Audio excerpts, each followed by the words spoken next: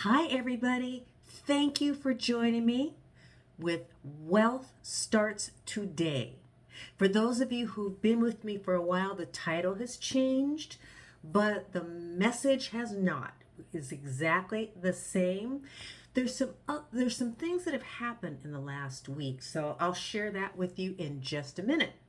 So, those of you who are looking for the spot to talk about saving for retirement, you are indeed in the correct place. And, just listen, see what you think. If you want to join this community, we would love to have you. But, no pressure. Just enjoy this one and see what you think, okay? Now, we're going to start this the way we always do by me asking you, how are you doing? How are you faring? How is it going? Life can be so challenging. We're all struggling with something. And sometimes you just forget to say to the person next to you, in front of you, how you doing? And just wait and just let them share if they choose to. Because sometimes people are struggling with stuff silently and they just don't know that there might be somebody out there that cares. So just throw that out into the universe. It's all about goodness and light, and just see if you can just lighten the burden for another person. So by me asking that, I just want you to know we are thinking about you and wishing for your success. Okay, we're throwing it out into the universe, and just so you know, you're cared about. Alrighty? So how's it going for me? Pretty well, actually, it is. It's going well. But there have been some things that have happened that, number one, that is why I changed the name of this podcast, Wealth Starts Today. And just going to kind of share some things with you. It will tie back into stuff we have already talked about, but just some new stories to kind of put some things into perspective for you. Okay? So some things have happened. And it made me remember a time, I don't know, maybe 25 years ago, something like that. My husband and I went to Honolulu. We were visiting a friend of ours who, we had just never visited him out at his place. And so we took a week and just wanted to go and see him and to see the sights. So we had a great time with him. It was a lot of fun connecting, my husband's childhood friend, and they were yapping and yap, but it was great because I felt like I was a part of it too. So we wanted to do some sightseeing, and my husband and I are not ones who want to spend a whole lot of money on tours. Just why? We'll get a car and kind of go explore on our own. Give me a map and we'll figure it out. So we went to the car rental place, and I'm pretty sure we had already booked a car. There was a very nice young woman working there, and she was attempting to help us and check us out. And she goes, "Oh, I see you have this very small car.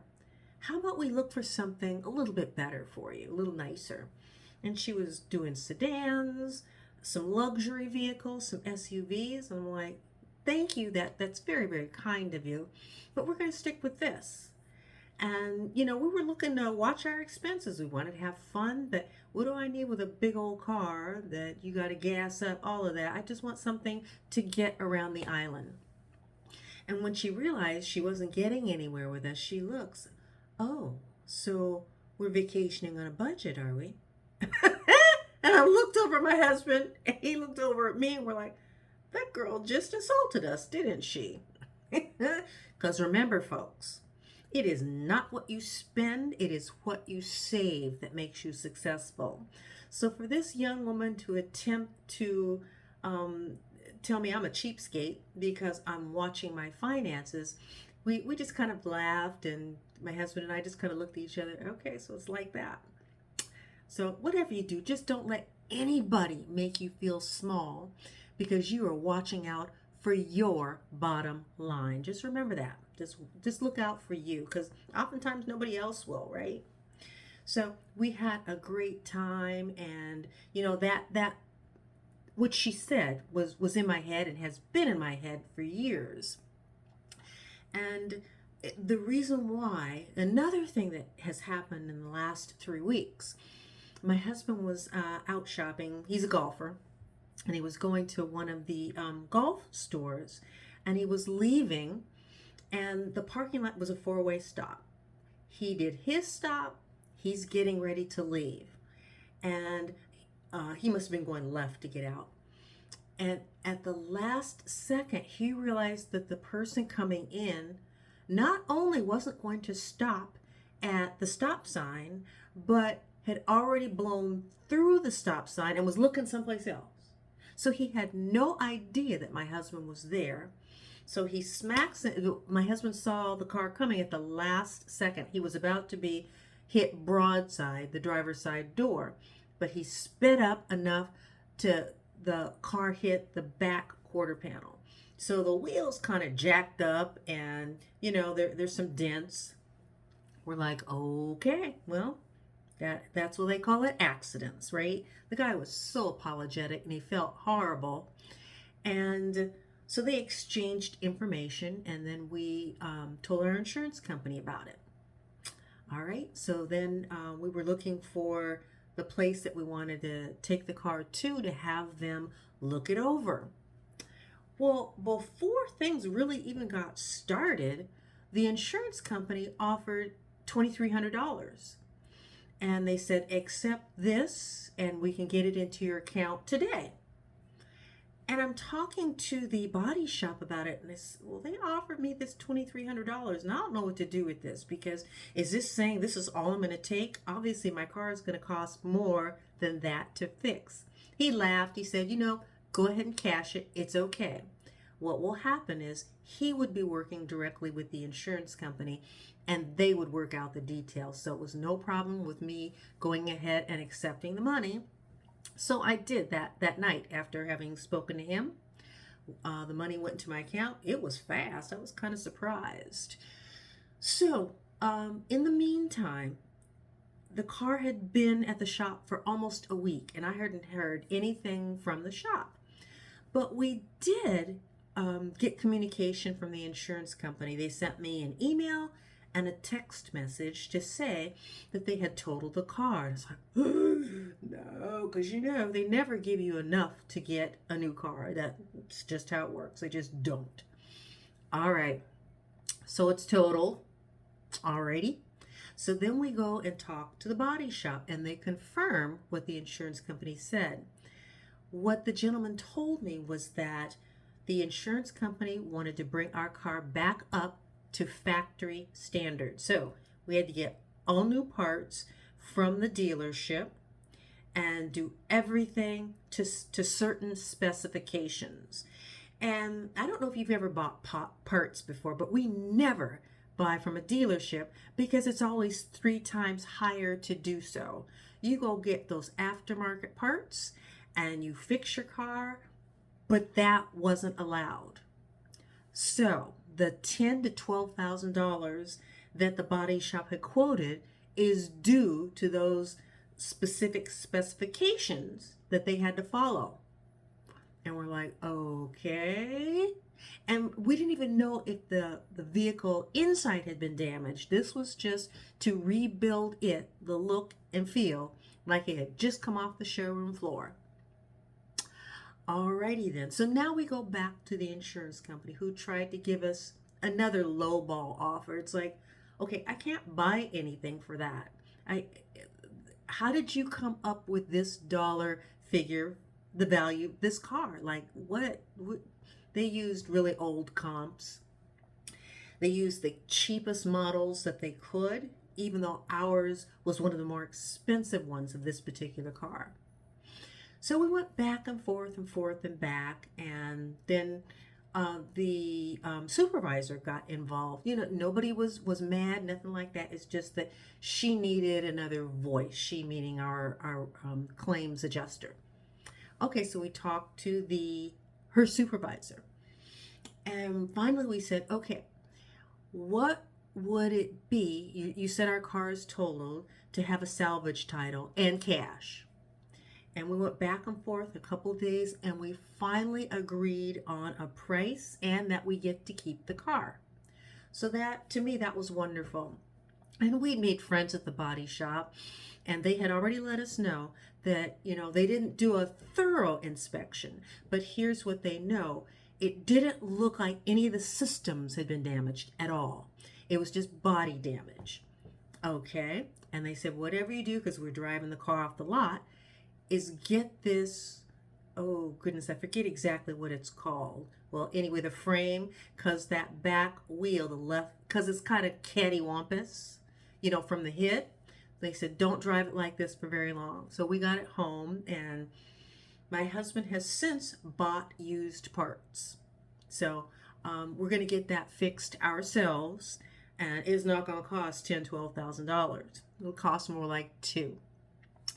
But in the meantime, we're talking to our adjuster who attempted to make us feel small because, they were offering us $15,000, I think it was. And she says, oh, well, can't you just buy a new car? Ding, ding, ding, ding. No. Okay, I don't want a new car. This car is perfectly good.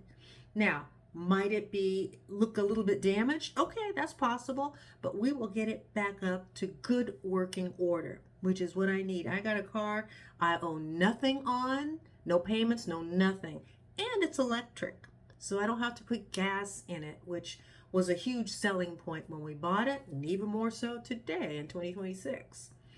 So we've taken care of that. And again, that's the second time somebody tried to make me feel small. And it's like, okay, folks, no matter what, take care of yourself. Take care of yourself.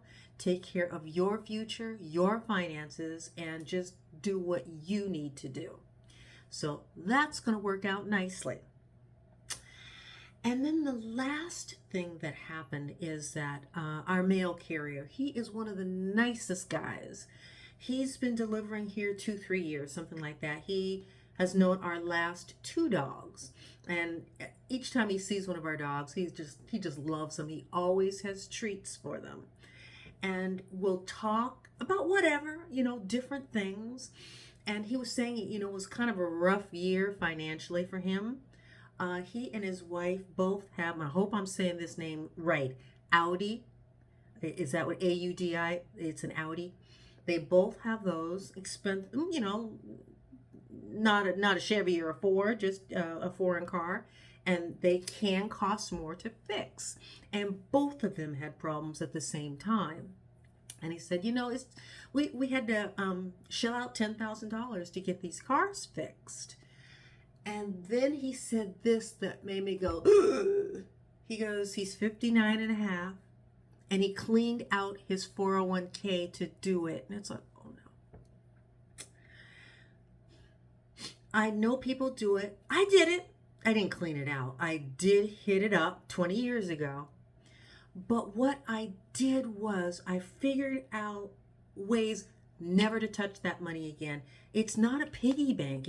I have to look at it as, this is my future. This is what buys me out of the 9-to-5 grind. And I have to protect this money.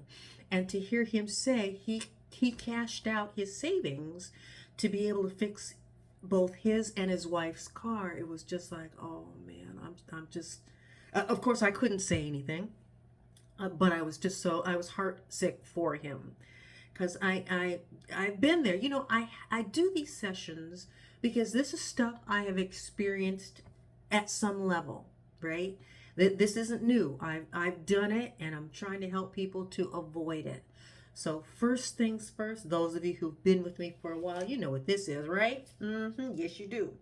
So the first thing is go to your employer and set up a retirement account. Whatever that looks like there.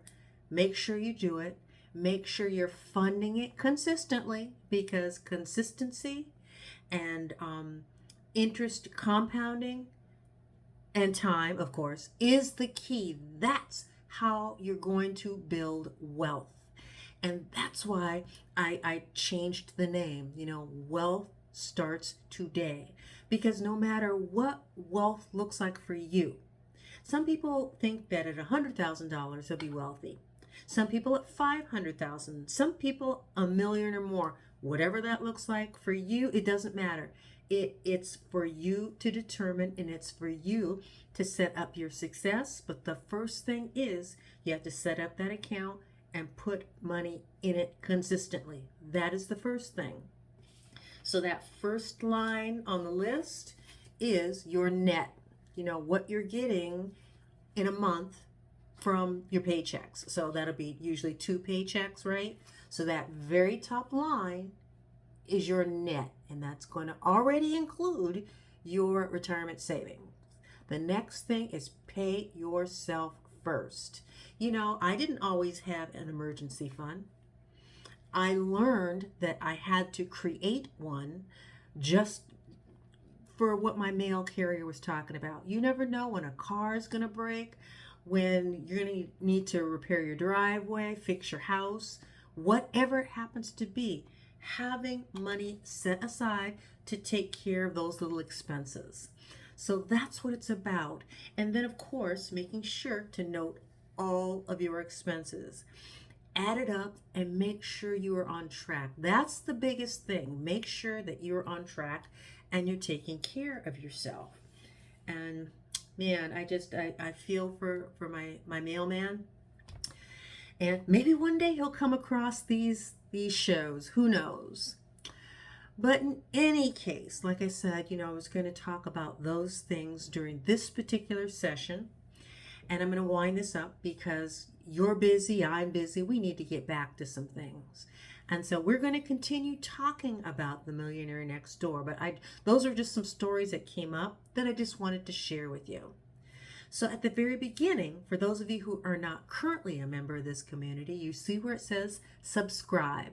Just click that, follow the link, and when I produce these shows, they will come directly to your email so you can watch them.